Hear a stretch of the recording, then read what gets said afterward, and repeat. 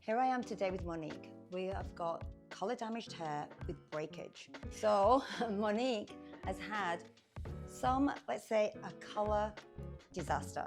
So she's had some breakage, she's got beautiful bone structure, she looks great with her hair long, and you know, a lot of you who get really kind of like bad haircuts, color damaged haircuts, a lot of times people think the only thing you can do is to cut the whole thing off. Sometimes that's the case, but today I'm going to show you some variations of doing something really modern and really updated by taking away a lot of the damaged areas, but also being able to hold on to the hair that has not been damaged. So she gets to retain some femininity, something about herself, while updating and feeling like it actually all goes together. So first of all, it's assessing where the damage is. All through the front here, her hair is broken off, and you can see it goes quite far back. And she's also got some cute little sideburns from color damage also, which actually can be made to look intentional and pretty cute. She tucks her hair behind her ear. So it's really good to go through, feel the hair, feel the texture, the elasticity, and then you can start to really build a foundation and shape based around what you have to work with. So I'm gonna get her shampooed and we're gonna get started. So one of my favorite products is by Milbon. It's a moisture weightless replenishing mist, and it's perfect for damaged hair or any fine hair that doesn't want a lot of weight in it. You can just do a light mist and it really helps detangle the hair super easy. Very important, when hair is wet, it's very stretchy. So when you start brushing the hair, you want to start from the bottom, hold the hair to relieve the tension and comb, working your way up all through the hair. So when you're at home, people out there, use an Aquis microfiber towel, use a detangler, brush the hair gently starting from the bottom, working the way up. You don't want to overstress the overly damaged hair by using too much tension. This is how we're going to approach your hair. We're going to make the broken areas, the short areas where you have these cute little sideburns that have grown out now. We're going to actually make it look like a feature. We're going to make it look like it's an intentional part of your hair instead of looking like a mistake or an afterthought.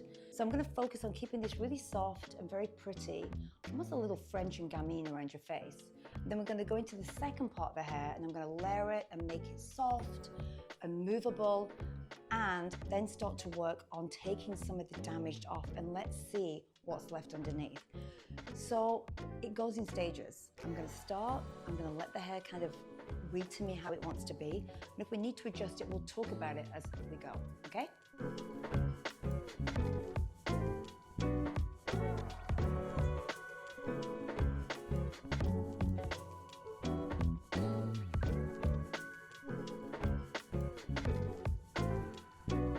So for me, this is like a timeless look. It's almost if you imagine having like a double layer in your hair. This is going to be like all these little pieces that are falling over that don't really match and you can't really make the most of these short pieces. I'm going to just make this so it's like one shape so that if you tuck your hair away, you get this pop of this really cute shape. And then we'll work on the secondary shape.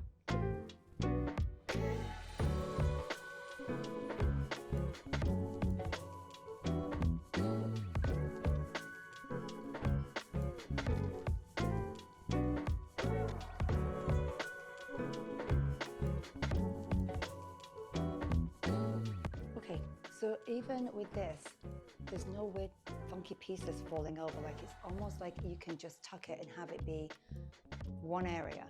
I'm going to take a little bit off the length.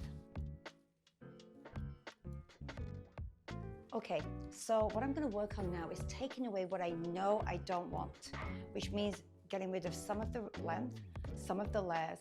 I'm going to do it pretty fast and not super technical because the refinement is going to be in the details later.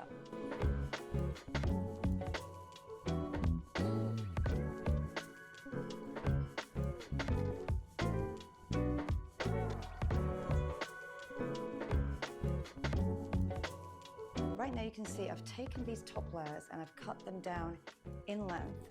So it makes the shape a little bit more tailored. So it comes in a little narrow at the bottom. But also what it does is it lifts these layers up so it kind of like brings the shape up more versus looking like a triangle, which it was before where all the way it was on the bottom. I put a very rough shaping because I'm really, really careful with her hair because it's stretchy. What do you mean by stretchy? Stretchy is when the elasticity is compromised, like my hair, if I was to pull it, it's firm. Stretchy means there's more give, it's more like springy. Like that's why really a lot of bleached haircuts that I do, I'll put in like just really, really rough.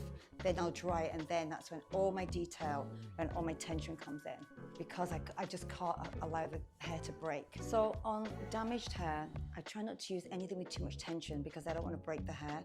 So I just put in a very loose tension shape, dry the hair, and then I can really get down to details.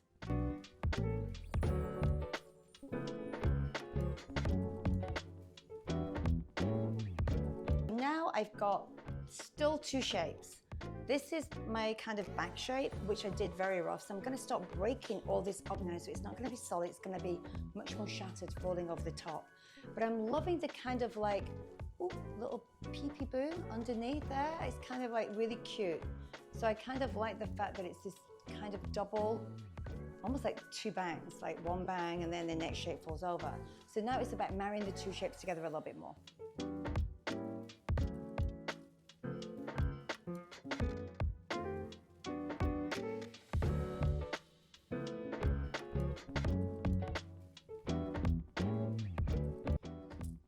Okay, so I've gone through the shape and I've really shattered all the lines, so there's no real hard lines left. But I'm just going through with my regular scissors just to make sure that I don't have any weight pockets, so that the hair kind of flows nicely.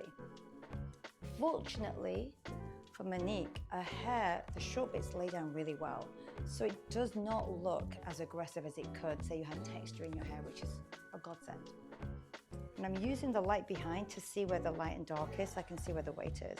It's really important you're working with dark hair that you use a white cape. You want to see what's going on. You don't want to hide it. You want to see every little detail. So I'm pretty fussy when it comes to cutting dark hair. I like to have a paler gown available and ready. So really, I'm just working around, now visually looking and just marrying those shapes together. Okay, so I'm going to start a little bit with a dry shampoo paste by Oracle that I love. It just gives the hair some texture. I'm going to blast all the hairs out first, but I love how you've got this kind of cute little undercut, short haircut, and then you've got this really great textured layered kind of shaggy cut on top.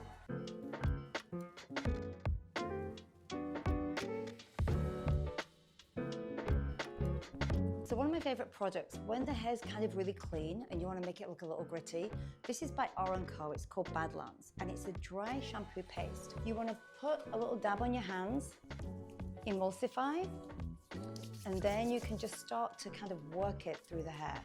And it just gives the hair like a little texture, and it stops it being so clean and squeaky.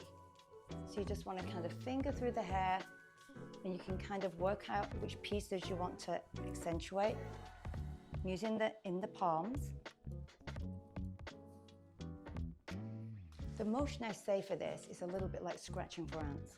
Get a little rub. And always start with your styling products. A little goes a long way. So you never want to oversaturate the hair in the beginning. And the good sign is there's no tears, so it's a happy ending.